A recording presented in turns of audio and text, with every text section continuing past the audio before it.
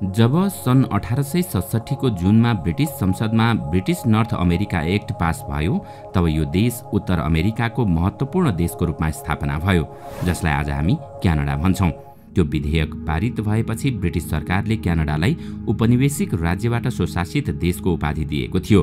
त्यही कारण सन् 1867 जुलाई 1 मा औपचारिक रूपमा क्यानाडाको स्थापना भयो। क्यानाडा अहिले संसारको दोस्रो पारदर्शी देशका रूपमा परिचित छ। यति मात्रै होइन, क्यानाडाले अहिले शिक्षाका लागि चौथो उत्कृष्ट देश र समग्रमा विश्वको तेस्रो उत्कृष्ट देशको स्थान हासिल गरेको छ। जीडीपीमा पनि क्यानाडा विश्वमा 9औं स्थानमा आउँछ। तर के तपाईलाई थाहा छ, यति धेरै विकासमा उत्कृष्ट हुँदाहुँदै पनि क्यानाडाको 80% भूभाग बिल्कुल खाली छ। अर्थात् यो देशको 80% भूभागमा कोही पनि बस्दैन। आखिर किन त? दर्शकवृन्द, आउनुहोस् आजको यस श्रृङ्खलामा हामी विश्वको दोस्रो ठूलो तथा विकासका हिसाबले पनि धेरै अघि सरेको उत्तर अमेरिकी देश क्यानाडाको 80% भूभाग किन अहिलेसम्म पनि खाली छ, आज हामी यसैको बारेमा चर्चा गर्नेछौँ। विश्व राजनीतिमा क्यानाडा खासै चर्चामा आउँदैन, तर क्षेत्रफलका हिसाबले क्यानाडा विश्वको दोस्रो ठूलो देश हो। यसको क्षेत्रफल 79,84,670 वर्ग किलोमिटरमा फैलिएको छ।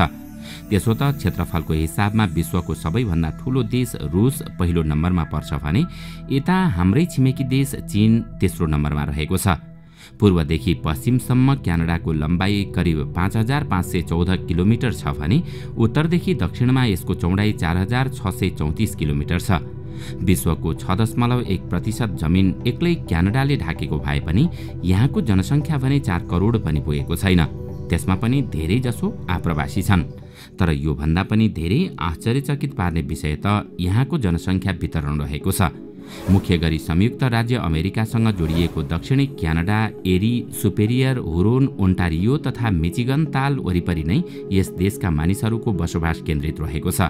यी क्षेत्रमा जमिन, फ्ल्याट, दैनिक उपभोग्य वस्तुहरू एकदमै महँगो छ, तर पनि क्यानाडाको पुरै जनसङ्ख्या यही क्षेत्रमा बस्ने गर्दछ। क्यानाडाको उत्तरी क्षेत्र बिल्कुल खाली छ। त्यहाँको जमिनको कुनै मूल्य नै छैन। त्यहाँ सित्तैमा दिए पनि कोही जान चाहँदैन। अब प्रश्न उठ्छ, किन क्यानाडाको त्यो क्षेत्रमा मानिसहरू बस्न चाहँदैनन् त? केही मानिसहरू क्यानाडामा धेरै चिसो भएकोले मानिसहरू ती खाली क्षेत्रमा जान चाहँदैनन् भन्ने तर्क गर्ने गर्दछन्। तर उनीहरूले आधा मात्रै सत्य बोलिरहेका छन्। वास्तवमा यसका पछाडि 3वटा प्रमुख कारणहरू रहेका छन्। यीमध्ये सबैभन्दा पहिलो कारण जुन सिधै इतिहाससँग जोडिएको छ।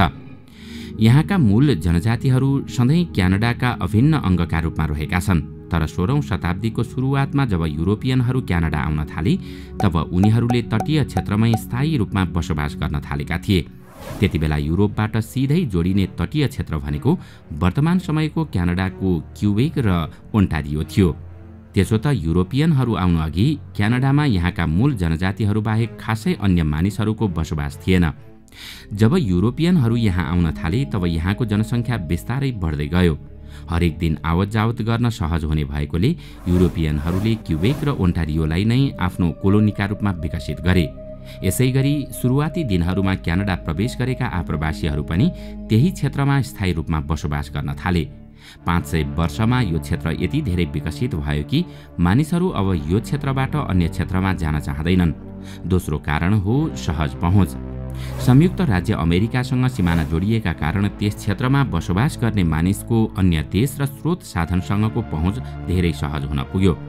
सन् 1929 मा खोलिएको एक बास्डर पुल यसको जीवित उदाहरण हो। यो पुलले अमेरिकाको डेट्रोइट र क्यानाडाको विन्डसर जोड्ने गर्दछ। यही पुलका कारण करिब 1,50,000 मानिस दैनिक एक अर्काको देशमा काम गर्नका लागि वारपार गर्न सफल भएका छन्।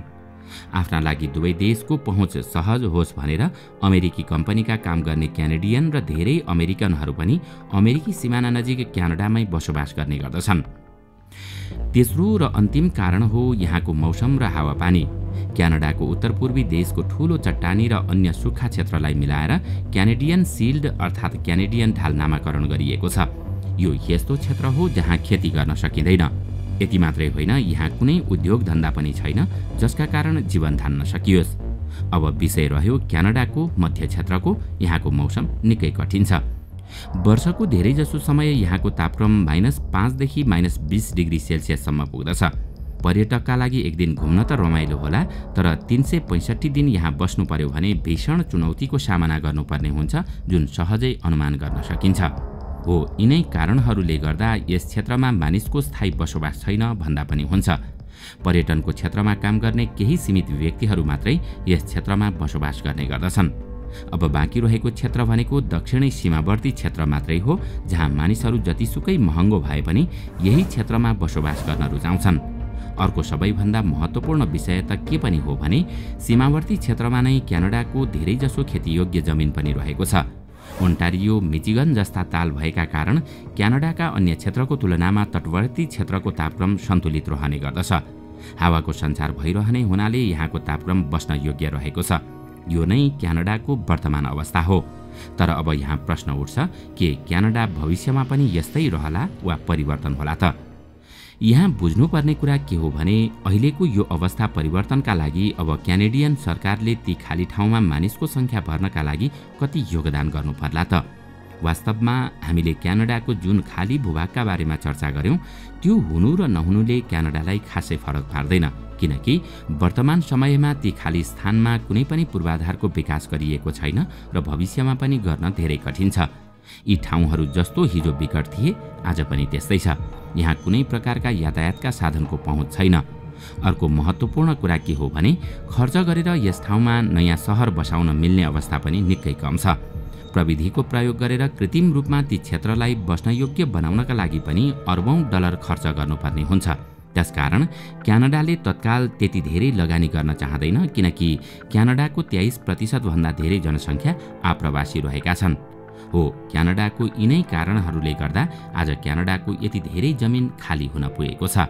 दर्शकवृन्द, आजको श्रृङ्खला तपाईलाई कस्तो लाग्यो हामीलाई कमेन्टमा अवश्य बताउनुहोला। साथै आजको श्रृङ्खला तपाईलाई राम्रो लाग्यो भने लाइक तथा सेयर गरी हाम्रो च्यानललाई सब्स्क्राइब गर्न नभुल्नुहोला र साथमा रहेको बेल आइकन पनि थिच्नुहोस्, ताकि हामीले अपलोड गर्ने नयाँ भिडियोको जानकारी सबैभन्दा पहिला तपाईलाई प्राप्त होस्। आजका लागि यति नै। अर्को भिडियोमा अझै रोचक तथ्य लिएर आउने नै छौं। तबसम्मको लागि बिदा दिनुहोस्। नमस्कार।